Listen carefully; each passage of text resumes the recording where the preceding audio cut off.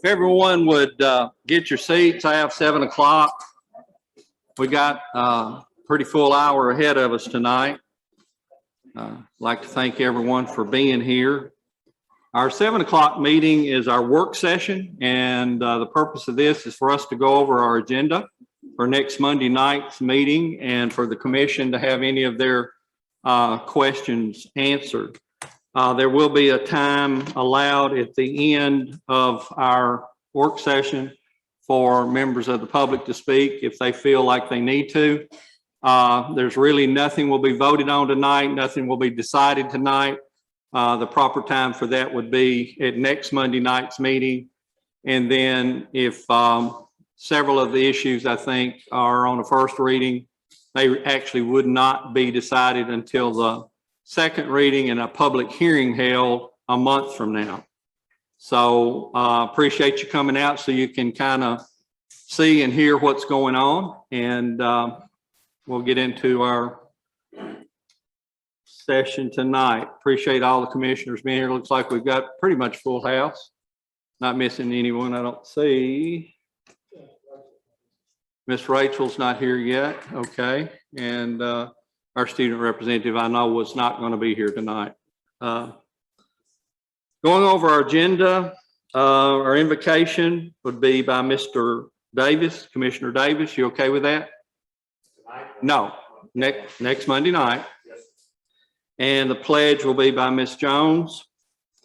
Commissioner Jones will do the roll call, and we'll have approval of the minutes from the June 28th, which will be the meeting, that should be June 26th meeting, should it not? Tonight's special meeting. June 28th meeting, and then the call meeting also will have those minutes from it as well. I'm sorry, I can't see. That's what happens when you get old and you get feeble and you get blind. And have time for announcements. We will have several, I imagine, but we're going to hold them until next Monday night. And there may be some presentations and special recognitions. That's when we'll do those things. Amendments to the agenda. Right now, we don't have anything that's not on your agenda that I know of. Amy, are you or the mayor aware of anything? Okay. We'll have the school's quarterly report from Dr. Satterfield. He said they were going to try to have it finished. Not sure that they're going to be able to. If they not have all of their final figures in, we'll have to put that one off till the next month. But we'll cover that when we cover the agenda. But wanted to go have it on there in case we could. Then county mayor's report. Mayor, anything you want to add tonight? No, it's mainly just updates or anything, nothing major. I'll just do it next Monday night. Okay, thank you. Committee reports, the committees that we have that have met now. Steering committee met July 6th. Education met July 8th. Budget and finance met tonight. Purchasing oversight met tonight. Solid waste will meet tomorrow night. And are there any other committees or any other reports from committees that we overlooked? Several of the committees were assigned with tasks on trying to rewrite the codes in steering committee. If you haven't called those meetings, please get with Amy and do that for next month if you possibly can. Going into our active business, we have one reappointment to the Planning Commission. That's Commissioner Mary Ann Baker. Are there any other appointments or reappointments, Mayor? No, sir. Okay, we'll move into resolutions. First resolution is 2021-18-722. This is for the water department construction on county owned property. We may deal with that tonight. We may have to deal with that next Monday night. I wanted it in there as a placeholder. If we don't deal with it tonight, then we'll take it up next Monday night. We have 4 resolutions on road names that have come forward from the emergency 911 board, emergency commission. What's ECD stand for? Emergency Communications District. Emergency Communications District. I should know that. There's 4 of them. Linda Lane and Rooney Lane are off of Middle Fork Road. This is going back to Carol Carmen's house and 2 of his family's home back there. There's going to be 4 addresses having to be set off of these 2 roads. That's where they're at. TriStar Lane is out here where Snooks Duncan's house was, where Mr. Howell, Lance Howell, and his daughter are building homes. They wanted us to go ahead and name it now so they could start out with those proper addresses once Lance builds his out there, and we won't have to change hers. So that's why that one's being addressed. Triple Acres Lane is a drive that is going to 3 partials, 3 farms out off of Walnut Grove Road, out on the Gross property. There is 1 house at the end of it now, and there's soon to be 2 more out there. So we're trying to get ahead of that, and that's the 4 road names that were recommended by 911. Any questions on any of those? Okay. Next is Resolution 2021-23-727. This is the multimodal grant application. We did not receive it in 21. We're wanting to make application for it again. Just wanted to make sure we had a fresh approval on that. Mayor, would you explain it better, please? Yes, sir. As you said, we did not receive one for the 2021 round, and they are opening up right now the letter of intent for the 2022 round. And the letter of intent is due to TDOT by July 30th. So as this is a new grant round, we brought it back in front of the commission to get approval again, the same as we did last year. Any questions on it? Can you explain a bit what that one was for? That was for sidewalk? Yes, sir. This is sidewalks from where the streetscape project ended over here on Broadway. There's a little bit that went down on Broadway. They're curbing and ramps, and they'll go from Broadway up to the intersection of 25 and Broadway, or McMurray and Broadway, to that intersection right there by Mexican Grilled Cheese and Citizens Bank. Any questions, Commissioner? Yes, sir. $1 billion, and now it's dropped down. Did it have an amount tied to it? At this point, no, it's just to submit the letter of intent. We still gonna have to do a $1,000 match come from Urban Service. Last year when we applied for it, it was over $1 million. well, the project was over $1 million at that time. It's a 90-10. Sorry, this that's point- probably more my fault. This was just, I took what the last resolution we did for this and just changed the date, but we can amend the resolution to however it needs to state. Like the mayor said, there's no amount attached to it at the moment. At this point, it's just to file a letter of intent. We still got to get us with an engineer to look at it again and get fresh update on prices. So it may change and they may shrink the project space. We also got to contact TDOT. They had some feedback based on what we filed last year. And so we're going to speak with them, see if we need to make some changes. And then ultimately that'll determine what the project area is going to be and what the amount's going to be. But right now it's just to file a letter of intent to go through the application process. It doesn't obligate us to it. It just shows our approval to apply for it. Am I correct in saying that? Well, at this point, it's your approval to file a letter of intent to apply. Okay. It's just letting TDOT know that we intend to file an application. Does that answer your question? Kinda.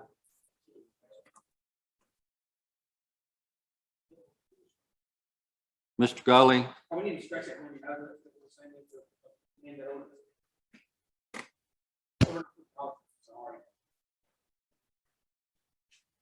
Hit it again. So we're not putting a dollar figure to that and removing that $50,000 from this ordinance, is that correct? Yes, I'll need to relook at this and reword it, and I'll have another copy for you next Monday. And I'll also email it out before then. Yes, right now it's just to file a letter of intent. When you actually file the application, we'll probably have to come back and do another resolution because once you file the application, you are telling TDOT you're willing to commit to the 90-10 match, which at this point, I can't give you any reliable numbers. So we will have to come back again once we're actually going to file that application in front of the commission. But right now, this is just to send a letter letting TDOT know we intend to apply for the grant in this cycle. I felt like that we could have used the letter from last year. Just felt like it needed to be fresh and make sure that it was current. Was why we were trying to do it again. Well, this begins a process of spending county money, which I can't do on my own. I can only allocate what's been spent. So since this starts a process to apply to spend money, and TDOT and any other government agency likes to know that the local county legislative body's on board, I brought it to get approval to file the letter of intent. And then, like I said, once we file the application, we'll come back in front of the board to get approval to file the application at that time as well. Any other questions on it? Okay. Active business continued. We'll go into ordinances. We will have 2 public hearings and 2 second readings on rezonings. These were the 2 that we had last month. Ordinance 221, 2021-12. This is a partial rezoning of a 2 tracts of land actually from A1 to R1. There'll be a portion of it going to R1 to allow 1 acre for their son to build a home. The other portion of it will be added into the other tract. It's my understanding on this one. Any questions on that one? Yes, sir. I have a question on it. How can they go ahead and build a house on it before it is rezoned, have no right of way to it or anything of that nature? Because it is a 5 acre tract on its own. If we don't pass this, they can still build the house where it's at. They just can't cut that property off. That makes sense? You've got 2 5 acre tracts, so they can build, there's a house on one, they can build a house on the other. They just don't want to deed that entire tract with that house. They only want to do 1 acre of it and tie the remaining part of the property into the other tract. So the house could be built on the 5 acres without rezoning. It's just they are requesting a smaller lot size. When it first came before us, it was only a 5 acre tract that they were wanting to cut 1 acre off to give to them. The tract that they're cutting the 1 acre off is, but they also own a 5 acre tract next to it that they live on, that the parents live on, that their home is on. They have 2 5 acre tracts. They're wanting to take one of the 5 acre tracts, rezone 1 acre of it to R1 so they can deed 1 acre with the house instead of deeding the entire 5 acres. We weren't told that much to start with. I'm sorry, that's my understanding. If I've got it wrong, somebody correct me. We can check with Mr. Edwards to be sure, but that's my understanding of what's wanting to be done. Okay. Either way, they can build the house. It's just they don't want to deed all that tract with that other house. Mr. Gully. So we are not landlocking a piece of property here, correct? No. Okay, by looking at this, it looks like we're landlocking the back. If it's not joined into the other, it would be.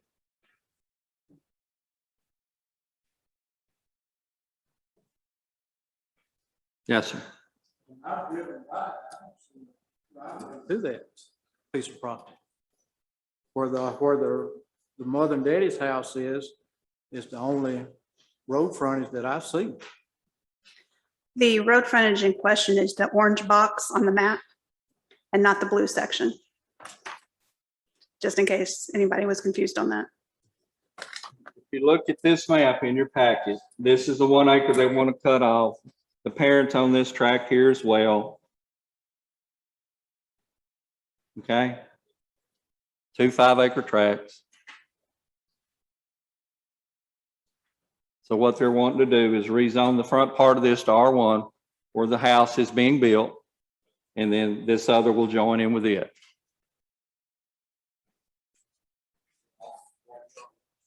Pardon? No, all the rest of it would be A1. The only thing that would be R1 would be the 1-acre tract. Okay. This is one of those issues that we run into from time to time, and that we've, typically, if it would work, we've tried to honor the request of the petitioners, the property owners.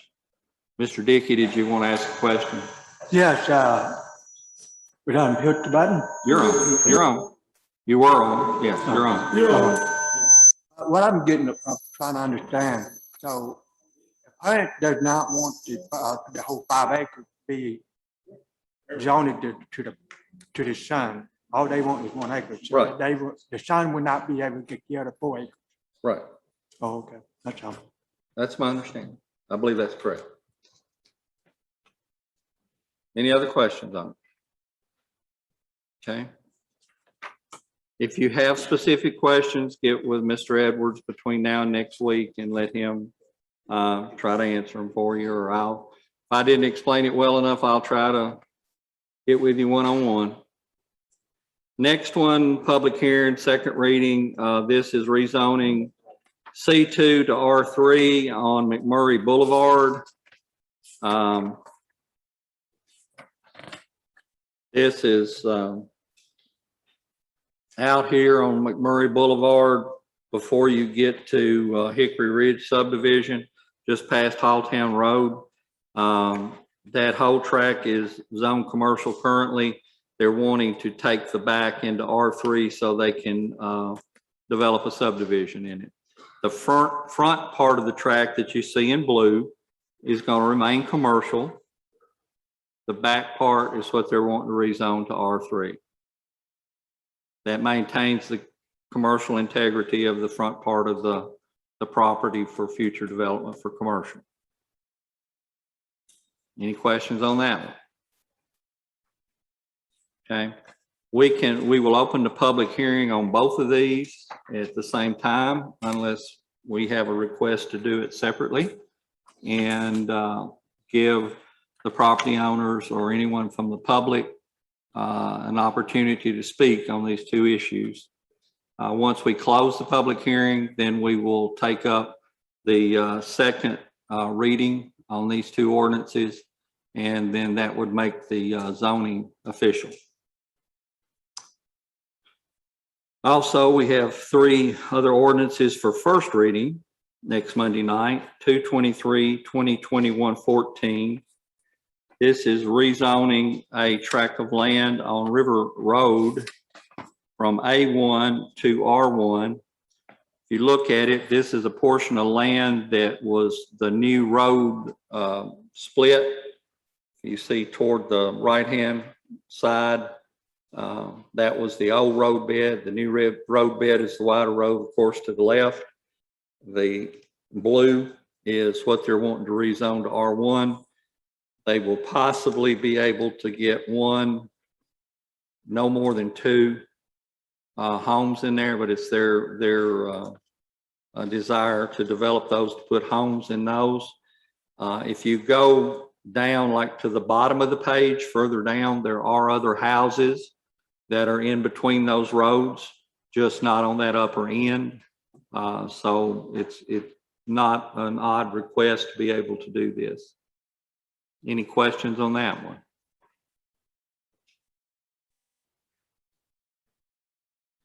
Ms. Baker or David, if I misspeak on something, please jump in. They were going to try to do this, but he said if it didn't hurt. May not be able to, but they wanted to. Mhm. Okay. That's what that one is. The next one is ordinance 2/24/2021-15. This is rezoning a piece of property from A1 to R1 up on Highway 10.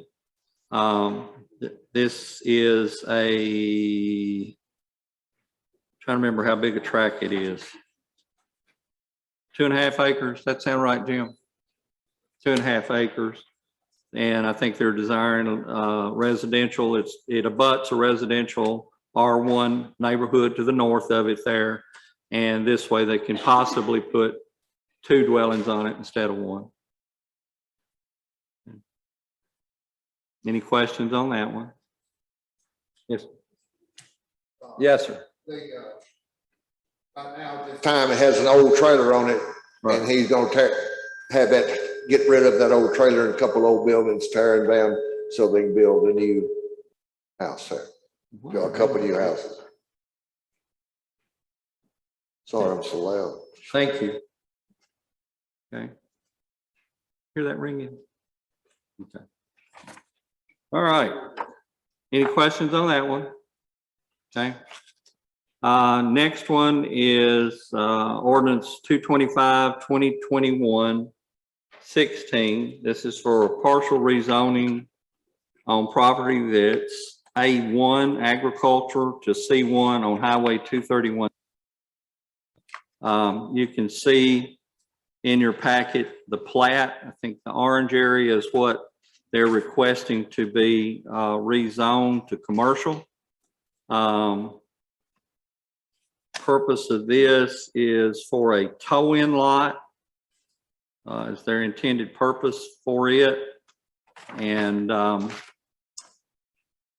this was sent forward from Planning Commission. Is that correct? Okay.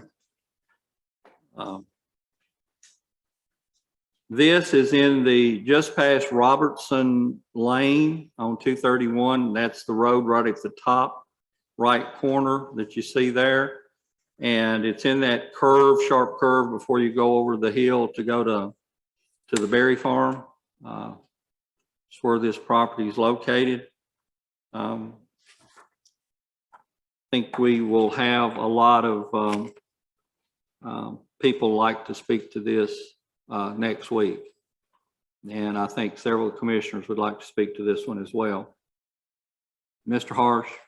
As with your experience, formerly being the building commissioner and the zoning commissioner, would you think that this would be spot zoning and also that activity of tow-in would be more of a industrialized type zoning and an industrialized type park area than to have this out there and our front door coming into our county?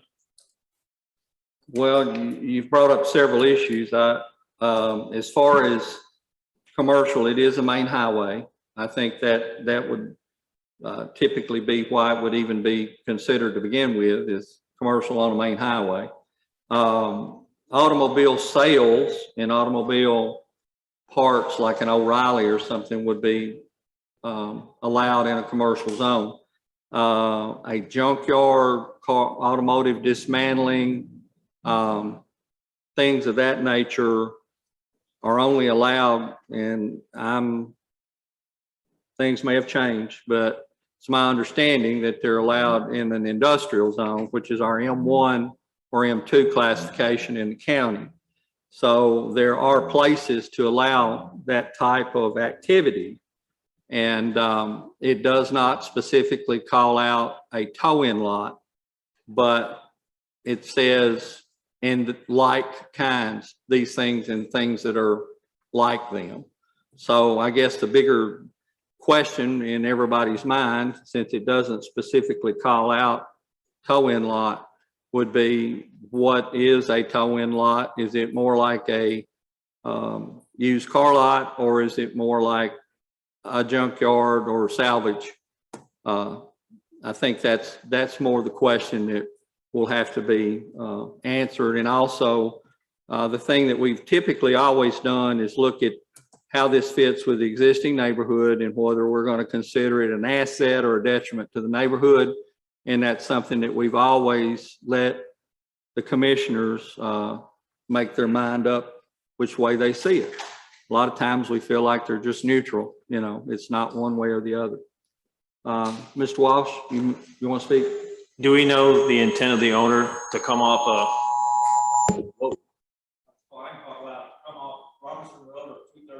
get access to that portion? The way they've got the map, they would have to come off of 231. I mean, they own the other property, but Road off Robertson Road to the parcel, could they not? Do we know what his intent is? since they own the property, I would assume they could. Thank you. Mr. Horst. All that area is in a terribly bad blind curve, even if you're trying to turn in on Robertson Lane. There've been accidents there in the past, and it's just a really bad place to pull in and out. You've got to really get on it when you get ready to come out of there, or somebody's going to be right on you. It's dangerous. Duly noted. Mr. Nolan. They're not gonna come off 231, they're gonna come off the other road. That's how they're gonna enter the property.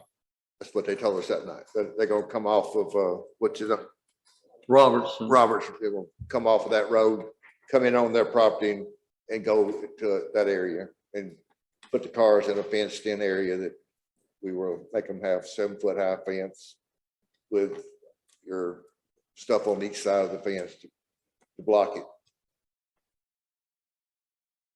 Any other commissioners? Yes, sir. Mr. Davis. Yes, just one comment. So that lane's a one-lane road for sure. Pretty much, yes. That's a one-lane road, and the other is, we know the name of the business that's moving from Lebanon to here. Can we get that information? I believe the owners are here. You, Mr. Rosales? Okay. What's the name of your business? Come up to this microphone if you don't mind. Yeah, it's called Mexicano Auto Repair in Lebanon. It's in 719 Kingsville Road in Lebanon, Tennessee. 719 Kingsville Road.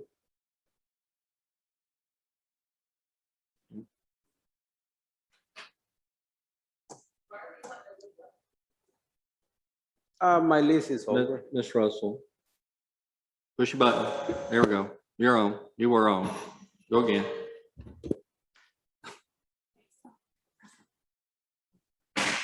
There you Okay. go. So why is it that you're wanting to leave Lebanon?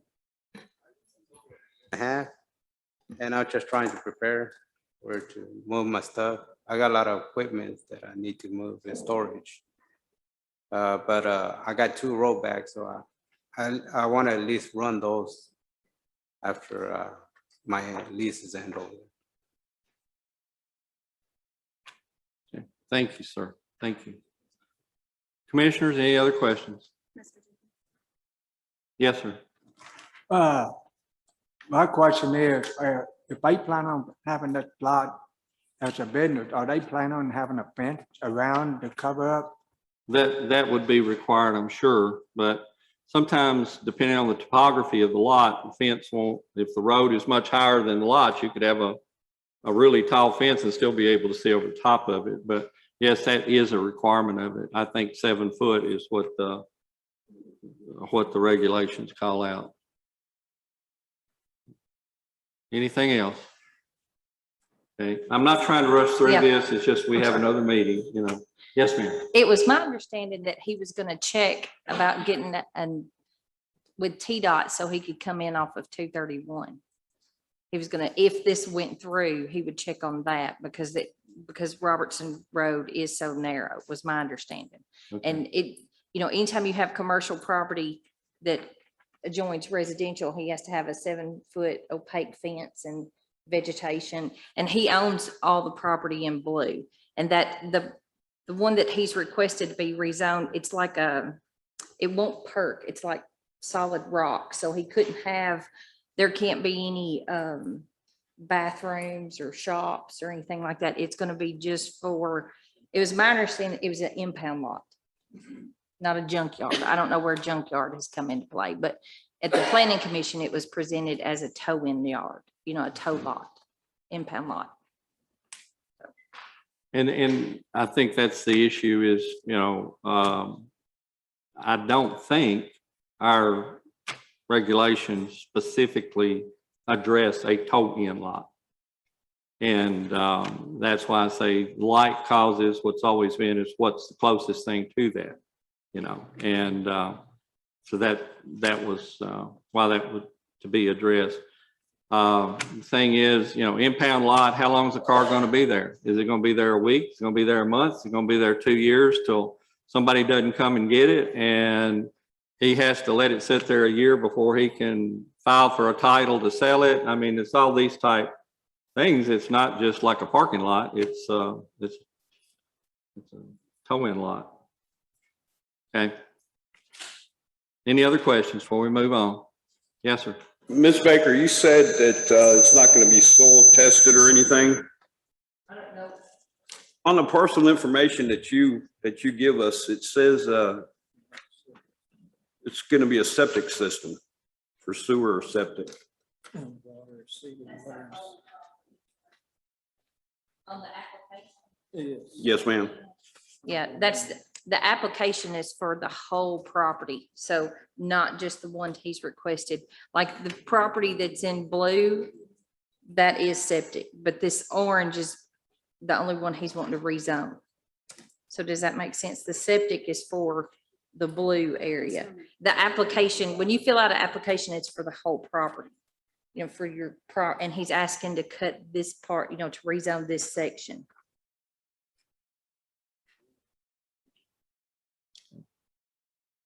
Without objection, we'll move on. We have budget amendments. There were 3 that were approved at the last hour in the Budget and Finance Committee. First is 101 is a fund balance draw to add a soil technician at the Soil Conservation Office up on McMurray Boulevard. Our portion of that is $9,000. It's a shared cost on that between natural resources and conservation of $12,000. The Tennessee Department of Agriculture is putting in $9,000, and the county would make a $9,000 contribution to that effort as well. This is a fund balance draw. It will require a budget amendment and a roll call vote to be able to do this one. Any questions on it? Okay, the next budget amendment was BA 10102R. This is County Clerk, Miss Rita is wanting to purchase a decal printer. She has the funds, and this is moving it from reserve funds in her office to the data processing equipment line item. We're just moving the funds from one line item to the other for her to be able to make this purchase. Any questions on that one? Next one is BA 10103RG. This is on the sheriff's wanting to use part of his restricted funds from 10 cams in the amount of $65,000 for data processing equipment. The sheriff wishes to install rugged laptops in each of the patrol cars. Currently, none of the patrol cars have laptops. This amount will include them, the MiFi cards, the licenses, the equipment installation, and everything. And this is to be funded from the 10 cams funding.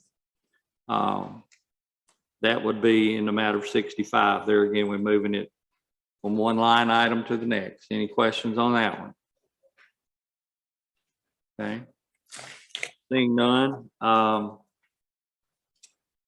Like I say, the first one we'll have to take as a roll call vote. The interfund transfers, we can do both of them together if it's your wish. We'll do that. Notaries, if Miss Rita has any, do you have any yet? Okay. Okay. Well, we probably will have. Okay. So we will have some for her to add. I don't know of any other business. Mayor, do you know of any other business that we didn't have on the agenda? No, sir. Amy? Commissioners? Okay. we're kind of running over. We were supposed to start our other meeting at 7:30. It's already 7:35. Is there anyone in the public that would like to make a comment on the items that we have looking at? Yes, sir. Come up to the mic and you'll be recognized. We'll give you 3 minutes and state your name and what you would like to speak to. My name is Casey Kuhn. I live near the property on Ordinance 225, 221, 16, rezoning A1 to C1 off of 231 South. You guys have already brought up plenty of great questions. I didn't know about the impound versus junkyard, but if you think about it, if a car is impounded, an environmental concern, especially if it's on solid rock, what about the runoff into Rocky Creek, which is just on the other side of 231? As many of the commissioners already brought up, the blind curves, and then obviously the detriment to the neighborhood. Every neighbor on the street, except for one family, is over here to voice our opposition to this. We urge you to please seriously consider this. We will all be reaching out to you. I've already reached out to about half of you this week. We will be reaching out to the rest of you this week. If you have any questions, I'll be free afterwards. Thank you.